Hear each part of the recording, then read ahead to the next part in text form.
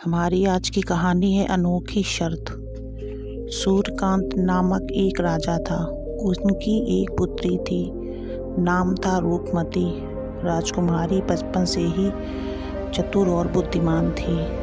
राजकुमारी जब बड़ी हुई तो राजा को उसके विवाह की चिंता सताने लगी। राजा चाहते थे कि रूपमती को ऐसा वर मिले जो चतुराई और बुद्धि में काफ़ी तेज हो। राजा ने दूर दूर के राज्यों में ऐसे सुयोग्य वर की खूब तलाश कराई।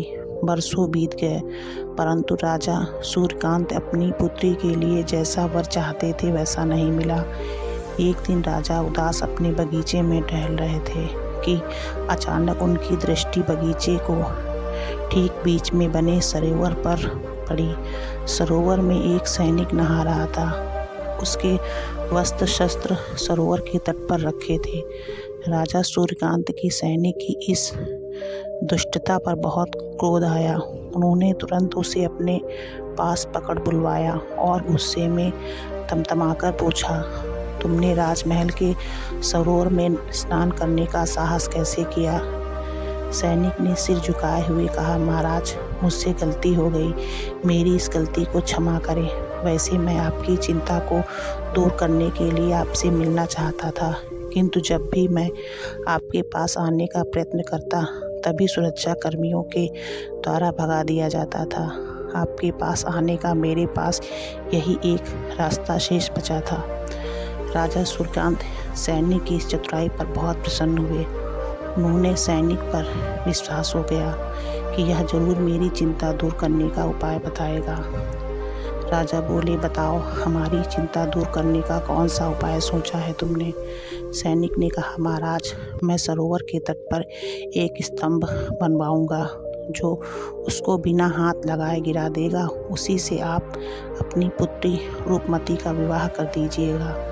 राजा को बिना हाथ लगाए स्तंभ गिरा देने वाली बात बड़ी विचित्र लगी। साथ ही शंका भी उत्पन्न हुई कि उस स्तंभ को गिरा देने का भेद इस सैनिक के अतिरिक्त किसी को भी पता नहीं होगा। कहीं राशि घोषणा के बाद यही उस स्तंभ को गिराकर हमारा दामाद न बन बैठे। फिर भी कुछ सोचते हुए राजा ने सैनिक को स्तंभ बनाने की अनुमति दे दी। कुछ ही दिनों में स्तंभ बनकर सैनिक ने उस पर काला रंग कर दिया। ठीक 11वें दिन उसने सूर्यकांत के पास जाकर कहा, महाराज, स्तंभ तैयार हो गया। अब आप बिना हाथ लगाए स्तंभ गिराने की घोषणा कर सकते हैं। घोषणा करने के बाद राजकुमारी से विवाह करने की इच्छा रखने वाले अनेक युवक आने लगे। युवक आते और स्तंभ को देखते तथा सिर झुकाकर चले जाते। किसी की समझ में यह नहीं आ रहा था कि आखिर बिना हाथ लगाए किस प्रकार से स्तंभ गिराया जा सकता है। समय धीरे धीरे गुजरता गया, लेकिन स्तंभ कोई भी नहीं गिरा पाया। रूपमती की आयु बढ़ती जा रही थी। राजा को अब पहले से भी अधिक चिंता रहने लगी। एक दिन उन्होंने देखा कि बगीचे में एक रूपवान किशोर आया। धीरे धीरे कदम बढ़ाता हुआ वह सरोवर में बने स्तंभ के पास पहुंचा। थोड़ी देर बाद वह उसे देखता रहा। फिर पास के वृक्ष से एक टहनी तोड़ी। उसने सरोवर के पानी में डुबोकर उस पर फिराया, फिर उसके पत्ते चबाने लगा। राजा ने उस युवक के पास पहुंचकर उससे कहा, क्या तुम बिना हाथ लगाए यह स्तंभ गिरा सकते हो? उस युवक ने हाँ में अपना सिर हिला दिया। यह बात सारे शहर में फैल गई। थोड़ी देर में ही राजा के बगीचे में लोगों की भीड़ इकट्ठी हो गई। भीड़ के सदस्य देखना चाहते थे कि बिना हाथ लगाए यह युवक स्तंभ को कैसे गिराता है। राजा ने युवक को स्तंभ गिराने का आदेश दिया। आज्ञा पाते ही उस युवक ने उसके ऊपर मटके भर भर कर सरोवर का पानी डालना शुरू कर दिया। 2 दिन तक लगातार पानी डालने पर पूरा स्तंभ गलकर बह गया। राजा मुस्कुरा उठे। लोग उस युवक की जय जयकार करने लगे। राजा ने अपनी रूपमती के विवाह की घोषणा कर दी।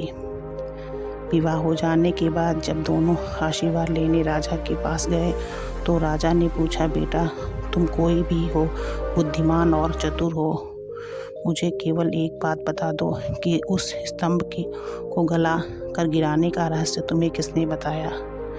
स्वयं उस स्तंभ ने, युवक ने उत्तर दिया। वह स्तंभ ईंट पत्थर का नहीं, नमक के ठोस टुकड़े से बना था। उसकी गंध से ही मुझे उसे उस बात की शंका हो गई थी।